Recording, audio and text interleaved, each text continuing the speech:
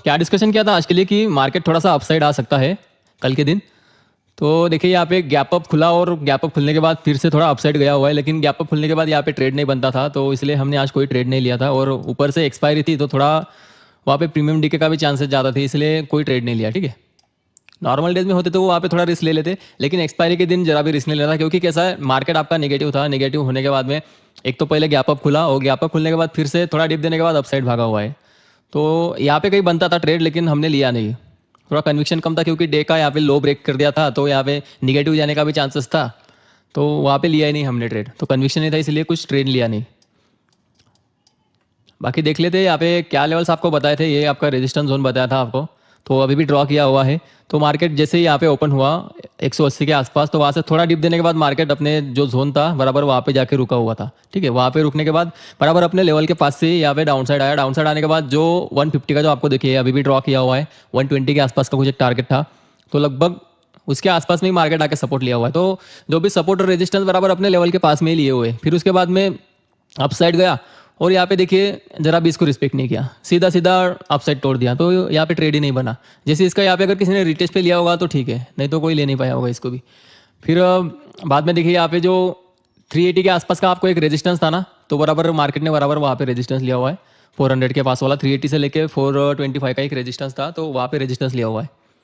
तो अभी कल के लिए क्या डिस्कशन रहेगा यहाँ पे निफ्टी बैंक का। अभी यहाँ से थोड़ा अपसाइड हम एक्सपेक्ट कर सकते हैं, क्योंकि देखिए वन डे टाइम फ्रेम पे आ जाइए, तो यहाँ पे वन डे टाइम फ्रेम पे हमें थोड़ा क्लियर कट शो हो रहा है कि मार्केट यहाँ से थोड़ा बाउंस करने के मूड में है। थोड़ा मतलब अपने सपोर्ट के पास में पहुंच चुका है। मैंने आपको एक्सपायरी के दिन ही बोला था कि यहाँ पे शॉर्ट कवरिंग पॉसिबल है, लेकिन वो एक्सपायरी के दिन था इसलिए वहाँ पे शॉर्ट कवरिंग नहीं आई। मतलब वो लोग वहाँ पे 44,000 पे जो कॉल राइटर बैठे हुए थे, उन्होंने मार्केट को उस दिन अपसाइड जाने ही नहीं दिया। ठीक है, तो उस दिन अगर कोई पुट सेल करके गया होगा तो आज उसको अच्छा खासा यहाँ पे प्रॉफिट हुआ होगा। बाकी देख लेते, यहाँ पे अभी हमें हद से ज़्यादा नेगेटिव नहीं रहना है। यहाँ पे हमें थोड़ा बाय ऑन डिप्स का स्ट्रेटेजी डिप्लॉय करना है, क्योंकि यहाँ पे देखिए प्रीवियस सपोर्ट था और सपोर्ट के पास से बाउंस हुआ है, तो थोड़ा डिप पे बाय करना है। ठीक है, ऐसा नहीं कि सीधा सीधा बाई करना है अंधाधुंध। तो बस यहाँ पे शॉर्ट नहीं करना है, ये तो आपको पक्का समझ गया कि यहाँ पे जरूरत से ज़्यादा बियरिश नहीं होना है और जरूरत से ज़्यादा बुलिश भी नहीं होना, लेकिन थोड़ा सा अगर डिप देता है तो उस केस में आप बाय कर सकते हो, लेकिन आपको यहाँ पे सेल बिल्कुल भी नहीं करना है। ठीक है, हल्की फुल्की प्रॉफिट बुकिंग वगैरह आ सकती है, लेकिन आप सेल मत करिए, क्योंकि अभी अक्टूबर का महीना है और रिजल्ट्स आने वाले हैं सभी कंपनियों के। तो हो सकता है मार्केट थोड़ा यहाँ से बाउंस करे, क्योंकि ओवरसोल्ड जोन में है तो और सपोर्ट के पास भी आ चुका है। अगर रिजल्ट अच्छा आ जाता है तो यहाँ से मार्केट बाउंस कर जाएगा। ठीक है, तो इस चीज़ का ध्यान रखना है।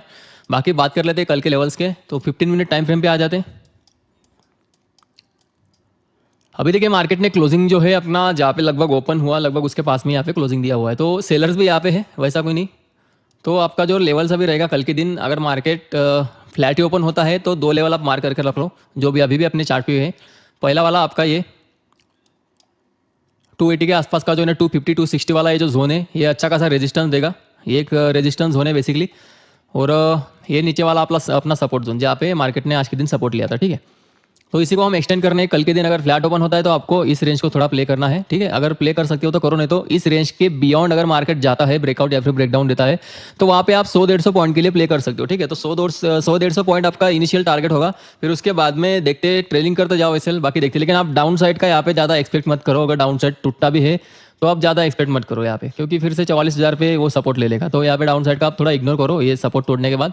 उल्टा यहाँ पे अगर मार्केट डाउन साइड आने के बाद अगर कुछ डब्ल्यू पैटर्न वगैरह कुछ बनाता है तो आप उस केस में अपसाइड का प्ले कर सकते हो। अपसाइड के टारगेट्स आपको पहला टारगेट यहाँ तक आ जाएगा 250 के आसपास तक का, और उसके बाद में सेकंड टारगेट आपका 350 के आसपास तक का। ठीक है, अब ये 380 पे रेजिस्टेंस लिया, इसका मतलब ये नहीं कि आपको 380 तक ही रुकना है। ठीक है, 350 तक भी आए तो आप वहाँ से निकल जाना है, कुछ थोड़े पॉइंट बड़े प्लेयर्स के लिए छोड़ देना है।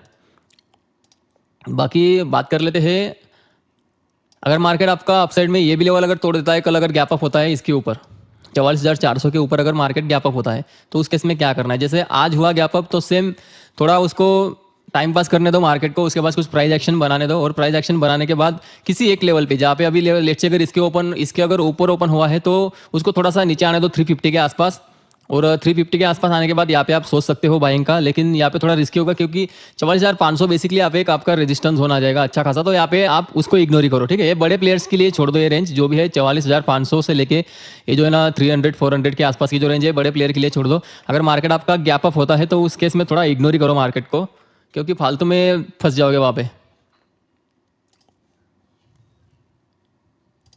बाकी देखिए अभी यहाँ पे एक पैटर्न आपको दिखाई दे रहा होगा मार्केट का थोड़ा, इस तरीके का कुछ यहाँ पे पैटर्न बन रहा है मार्केट, जिसको बुलिश पेनेंट ऐसा बोलते हैं।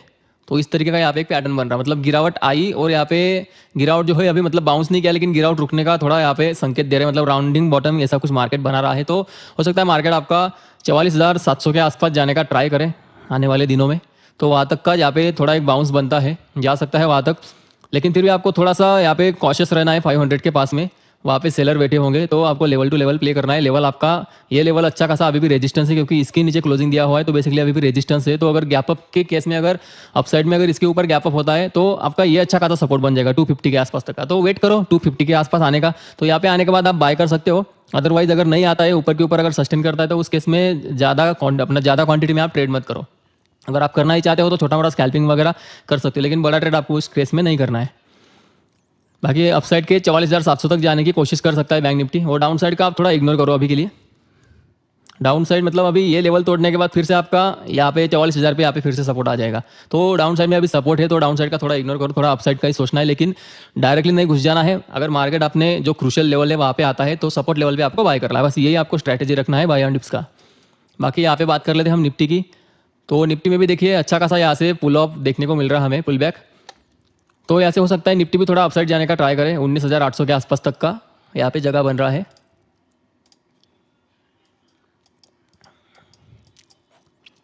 निफ्टी बेसिकली यहाँ पे देखा जाए तो पूरा एक रेंज में ही दबा हुआ था आज, ज़्यादा यहाँ पे मोमेंट नहीं था। तो जहाँ पे ओपन हुआ लगभग उसके आसपास में ही कुछ 60-70 पॉइंट में यह दबा हुआ था, क्योंकि बेसिकली एक्सपायरी थी। तो इसी वजह से मैं बोला था ग्रुप में कि इसको प्ले नहीं करना है निफ्टी को। और देखिए यहाँ पे एक अच्छा खासा पैटर्न बना रहा है जो अभी ड्रॉ कर दिया मैंने। एक इसको बोलते हैं हम थोड़ा सिमेट्रिकल पैटर्न बोल सकते हो, नहीं तो एक आपका असेंडिंग ट्रायंगल पैटर्न इसको बोल सकते हो, ठीक है। तो इसका जो है आपको अपसाइड का जब ब्रेकआउट होगा ना तब इसको हम प्ले कर सकते हैं अपसाइड के लिए, क्योंकि डाउन साइड का यहाँ पे हमें ज़्यादा प्ले नहीं करना, क्योंकि यहाँ पे जो आई है ना ऐसे शॉर्ट कवरिंग ये दिखा दी कि यहाँ पे अच्छा खासा सपोर्ट है, ठीक है।